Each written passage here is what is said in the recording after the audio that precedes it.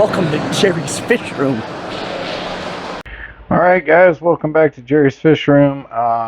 This is going to be a real short video.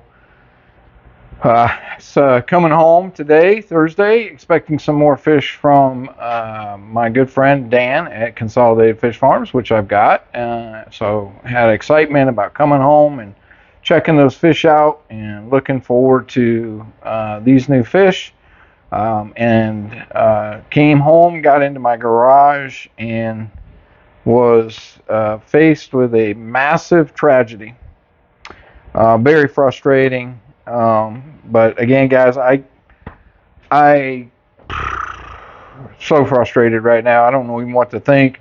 But you know, part of what I talked about, guys, was keeping this thing real, making sure that, you know, even when things got jacked up, screwed up, whatever, you know, and in this particular case, I have no clue, but it happens. So here's what I found. Let me flip the camera around and we'll show you exactly what I walked into. All right, guys, this is the electric blue Ochart fry pond that I have out here in my garage. Everything has been going well. Have had no issues whatsoever that I've been aware of. Kept up water changes pretty much 50% every week, if not even every 3 or 4 days. I get about 25%. Water quality is in great shape. Tested all the water. No ammonia, no nitrate. Nitrate maybe 40 parts per million at best, maybe 50. And I came in, and unfortunately, what you see here, that's a pile of them. I had to sweep up from around the, apologize for the graphic images if it bothers anybody. And then this is what I saw in my pond. Complete 100% total loss. I don't know what to say, guys. I have no clue. I'm so frustrated. I don't know. Man, I just don't have a clue. I mean, this is my first breeding project, and everything was going so well, and lo and behold, I walk home to this. The only thing I can tell you is last night, I, like normal, come out and fed them, checked them, and there's 4 or 5 dead, 6 dead, something like that in the bottom, which was not shocking to me. They were a bit on the small side, and sometimes that happens. So the only thing I did was did my normal feeding, and turned around, and I had screens that were on top of it to keep them from jumping out. Rigged up a light over top of them, just hanging off the wall, just so that, because a lot of times I'd have to look inside with a flashlight or whatever, and wanted just something a little bit more, you know, easier to deal with.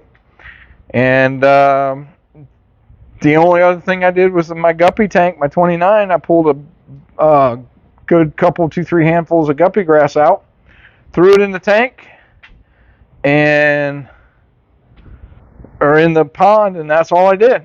And so that pretty much sums it up. Again, you know, I checked the water when I did see the 5 fish that were dead, or 6 fish that were dead. Nitrates were good. Nitrates were good.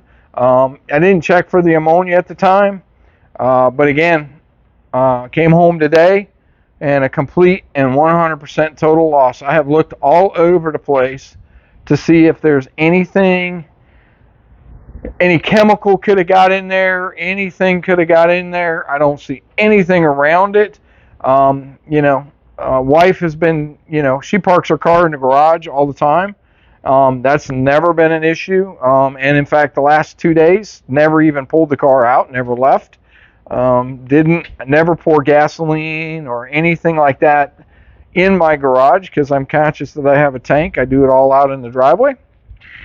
And I am just absolutely stunned and have no clue what happened.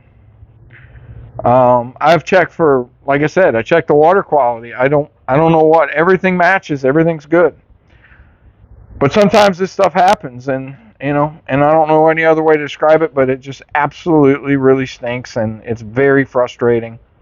But with that being said, I don't know. You just do the best you can, and I'll keep trying to figure out what's going on. If any of you guys out there may have any thoughts, I've thought through everything because literally I put my hands in the 29-gallon guppy tank to pull out the guppy grass. Walked out here, put the guppy grass into this 55. Went back in there today and looked. My guppies are all alive, so there's nothing there. I've thought about, is there anything on my hands, anything like that, but again, the guppies are all alive. No losses inside. Temperature swing, 3 or 4 degrees. I noticed that the temperature was down to about 78 degrees. I know they're used to running around, because it is in the garage. Temperature of the water will get up 81, 82, 83.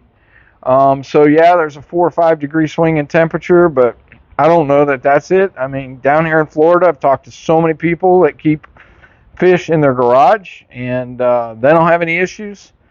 And so I am just totally clueless, totally frustrated. I have no clue what to think about it. But only thing you can do is just try to figure it out and then move on from there. But guys, I figured I just wanted to drop this video, share with you what my experiences are. Again, I mean, I know we all love to watch the YouTube videos and to learn from them and to see everybody else's fish and be excited when we see new things. And but the reality of it is sometimes this kind of crap happens and it's just frustrating. So again, just got to keep it real. For you guys, just wanted to share this with you. I'll update you if I know anything more. But in the meantime, I got to go clean a pond out and get rid of a bunch of dead fish. So guys, till next time, guys, I appreciate you guys. Appreciate all that you're doing and the support. Again, the fish are all okay that I got from Consolidated Fish Farms today. Got a nice new discus and 3 Epistos, and so I'm excited about them. They're doing well. It won't be an unboxing because I wanted to get those out and get them floating before I got home, so the wife took care of that.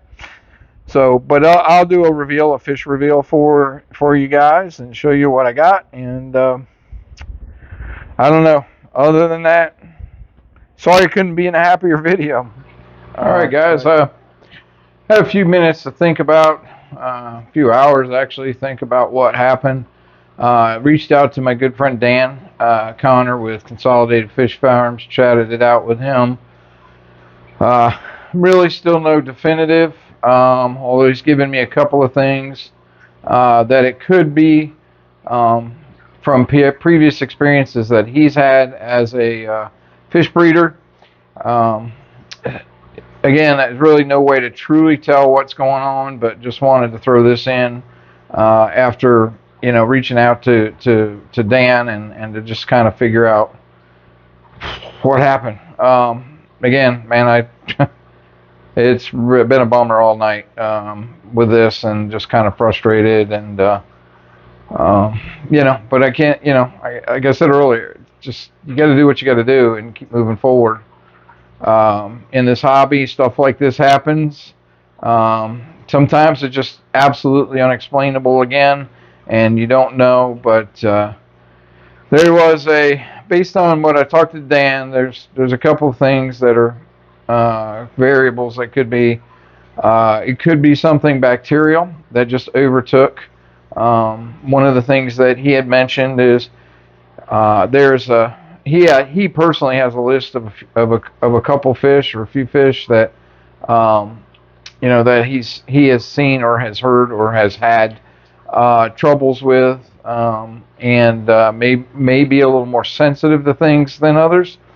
And electric blue acara is one that he stated was something that that he's seen or had seen issues with in the past of sensitivity to something.